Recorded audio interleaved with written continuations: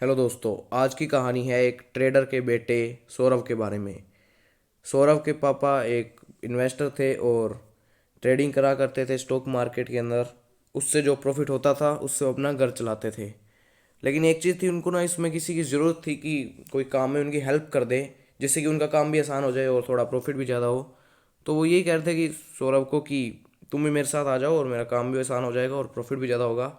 लेकिन सौरभ नहीं चाहता था स्टॉक मार्केट के अंदर जाना, क्योंकि वो चाहता था कि वो डॉक्टर बने और डॉक्टर में ही अपना करियर बनाए। तो इसलिए वह अपनी 11th 12th साइंस में करता है, बायो लेकर। और वो 12th के बाद नीट की तैयारी में लग जाता है। 12th के बाद वो 2 1 साल लगभग नीट में लगाता है और उसके बाद वो उसका सिलेक्शन हो जाता है, क्योंकि इसलिए वो एमबीबीएस करने के लिए चला जाता है। और एक चीज़ थी कि वो एमबीबीएस ना अपने ही शहर से कर रहा था, तो उसको कोई दिक्कत नहीं थी खाने की, आने जाने की, वो वहीं रहता था और कोई दिक्कत वाली बात नहीं थी। फिर एमबीबीएस के बढ़िया निकलते हैं 4 5 साल, उसके बाद ट्रेनिंग होती है ना जो, वहाँ पर दिक्कतें चालू हो जाती हैं। क्योंकि ट्रेनिंग में जो इनके इंचार्ज थे ना, उन्होंने इसकी नाइट ड्यूटी लगा दी थी। और उस नाइट ड्यूटी में वैसे तो कोई दिक्कत नहीं थी, लेकिन इसको कुछ अजीब सी चीज़ें महसूस होने लगी। आराम से 3 4 दिन ट्रेनिंग चली, उसकी कोई दिक्कत नहीं रही नाइट ड्यूटी में। सुबह दिन में आकर घर पे वो सो ही जाता था, तो कोई दिक्कत नहीं थी। लेकिन ना 4 दिन के बाद एक दिन वो क्या करता था, पेशेंट की रिपोर्ट देख रहा था। तो उसे ना किसी के खटखटाने की आवाज़ आती है दरवाज़ा। लेकिन जब वो बाहर आता है ना, तब कोई नहीं होता।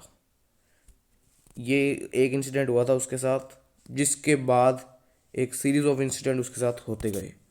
अब क्योंकि वो साइंस का स्टूडेंट था, तो वो ज़्यादा इन चीज़ों में विश्वास तो करता नहीं था, जैसे हर साइंस स्टूडेंट करता है। लेकिन वो इन चीज़ों में कुछ भी नहीं मानता था कि ऐसे कोई अनजान खड़खड़ा सकता है या कोई भूत है या ऐसा कुछ, मतलब मानता ही नहीं था। उसने छोड़ ही दिया था कि सोचना कि ऐसा कुछ होता भी है। फिर उसके नॉर्मल दिन चलते हैं। वो डॉक्टर को रिपोर्ट देकर आता है, उनको बताता है कि ये प्रॉब्लम है पेशेंट के और ये इसकी रिपोर्ट आई है, तो इसके आधार पर इसे ये मेडिसिन देनी चाहिए, ये ट्रीटमेंट। डॉक्टर भी उनसे सवाल पूछते थे, क्योंकि वो ट्रेनिंग के अंदर था। फिर करीब उसकी ट्रेनिंग लगभग 1 साल चलनी थी, लेकिन 6 महीने ख़त्म होने के बाद दिक्कतें और ज़्यादा बढ़ गई थी।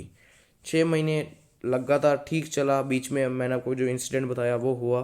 और फिर 6 महीने के बाद क्या हुआ था कि जब वो एक पेशेंट की रिपोर्ट कर रहा था ना, तब वो उसे किसी कारण से ना बाहर बुला लिया जाता है। अब वो बाहर उसे स्टाफ ने बताया था कि बाहर आना है, या किसी ने बताया था, वो उसको अच्छी तरीके से याद नहीं है, इसलिए वो ये बता नहीं पाया। लेकिन वो किसी तरीके से बाहर जाता है। और वो बाहर जाता है, तो जब वो वापस अंदर आ रहा होता है ना, तब उसकी नज़र लेफ्ट के कॉरिडोर में पड़ती है, जहाँ पर लास्ट में एक नर्स खड़ी थी। नर्स का चेहरा दूसरी तरफ था, तो चेहरा तो नहीं देख पाता कि कौन है ये। और उसके कपड़े मिट्टी से भरे हुए थे। और रात के इस समय बज रहे थे 2।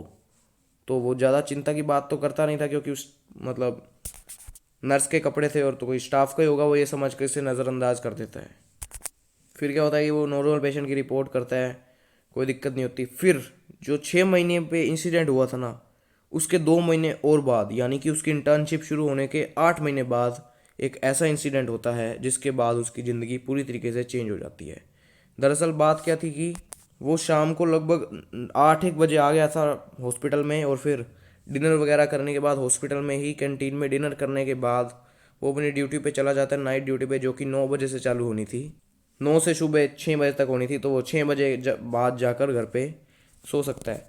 तो फिर क्या हुआ था कि जब वो 9 बजे गया ना, तो उसे एक वार्ड में ड्यूटी लगा दी, जो कि थोड़ा हॉस्पिटल से हटकर था, मतलब ऐसे अलग बिल्डिंग में था। मेन जो हॉस्पिटल होता है, जहाँ पर थोड़ी अच्छी खासी भीड़ रहती है, उससे थोड़ा हटकर था। वहाँ पर सिर्फ 6 7 ही पेशेंट थे, ऐसा वार्ड था वो। तो वहाँ पर उसकी ड्यूटी लग गई थी। वहाँ पर वो 6 7 की पेशेंट की सबकी जिम्मेदारी उसी को दे दी थी, और साथ में 3 4 और उसके कलीग्स थे।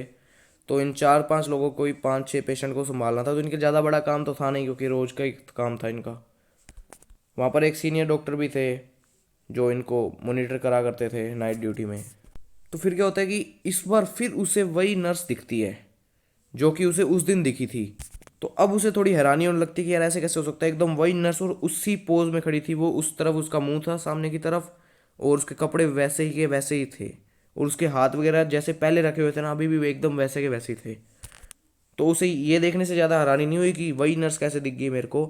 उसे ये देखने से ज़्यादा हैरानी हुई कि उसी सेम पोज में मेरे को नर्स कैसे दिख गई। फिर अब वो उसके पास जाता है ना, तो वो एकदम से वो गायब हो जाती है। अब ये देखकर वो अपने सीनियर डॉक्टर को सारी बात बताता है। तो सीनियर डॉक्टर करीब उसे आधा घंटा समझाता है कि ऐसा देखो कुछ नहीं है, इसके बारे में ज़्यादा बात मत करना, ऐसा कुछ है नहीं। मतलब ये उसको इस तरीके से समझाता है कि उसको लगे कि वास्तव में कुछ नहीं है। लेकिन अब उसे शक तो होने लगता है कि इतना मेरे को समझा रहा है, इसका मतलब है कि मेरे से कोई ना कोई बात छुपाई जा रही है। और वो इस बात से अनजान था कि ये उसकी बात आज ही उसके सामने आ जाएगी। फिर क्या होता है कि वो आईसीयू में गया और एक पेशेंट को मॉनिटर करने लगा। और वो वार्ड हटके था तो वहाँ पर लाइट चली गई। बाकी जो हॉस्पिटल था उससे थोड़ा अलग था तो उससे लाइट चली गई ना। तो वो परेशान होने लगा कि यार मशीन्स वगैरह बंद हो जाएंगी तो दिक्कत हो जाएगी। इसलिए वो वार्ड से बाहर आता है और जो मैनेजर होते हैं हॉस्पिटल के, जो स्टाफ होता है, उनको कहता है कि फटाफट से जनरेटर चलवा दो इस वार्ड का, ताकि पेशेंट्स वगैरह सही से रिकवर कर पाएँ और कोई दिक्कत ना हो, कोई भी दिक्कत का सामना ना करना पड़े। तो होता भी वैसा ही है, वो करवा देते हैं चालू फटाफट से जनरेटर। और जब वो अंदर आता है ना तो उसे एक नर्स खड़ी मिलती है।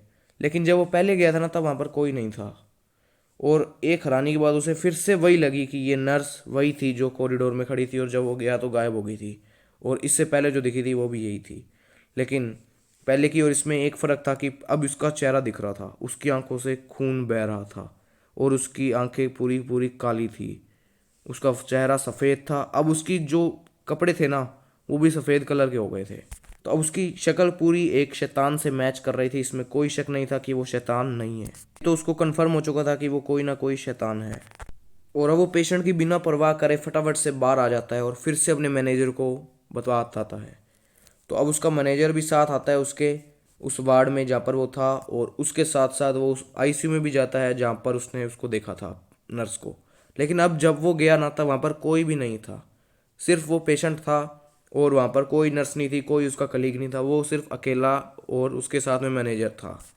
तो मैनेजर उसे कह देता है कि यार तुम्हारा वहम है, इसका मैं कुछ नहीं कर सकता, तुम अपनी ड्यूटी पर ध्यान दो। फिर वो इस इंसिडेंट को तो भूल जाता है करीब 3 साल तक। लेकिन 3 साल उसके नॉर्मल चलने के बाद जब वो एमडी कर रहा होता है तब उसे एक रजिस्टर संभालने को दिया जाता है जिसमें उसे स्टाफ की मेंटेन करनी थी लिस्ट। तो लिस्ट मेंटेन करते समय उसने एक नर्स का नाम देखा जो कि मर चुकी थी।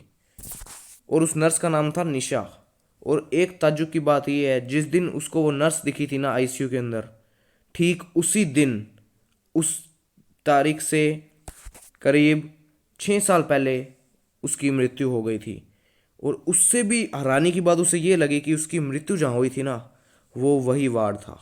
यानी कि उसी हॉस्पिटल के उसी वार्ड में और उसी आईसीयू के उस रूम में उसकी मृत्यु हुई थी। और एक चीज़ और थी कि उसकी शक्ल थी ना वो भी उससे मैच कर रही थी। तो उससे ये तो कंफर्म हो गया था कि भाई साहब यही है, जो भी है, जो मैंने देखा था वो मर चुकी थी लेकिन उसके बाद आई, इसका मतलब था कि कोई शैतान ही था। तो उसके बाद से वो नाइट ड्यूटी अपनी बंद कर देता है, कह के मैनेजर को कि मेरे से नहीं होएगी, नहीं तो मैं छोड़ रहा हूँ यहाँ से, मैं कहीं और से कर लूँगा। तो उससे नाइट ड्यूटी उसकी बंद हो जाती है अब से। और फिर अब से वो डे ड्यूटी करता है और साथ में अपनी एमडी भी करता है ताकि प्रैक्टिस भी चलती रहे और डिग्री भी होती रहे। तो ठीक है दोस्तों, आज की कहानी इतनी ही थी। मिलते हैं अगली कहानी में।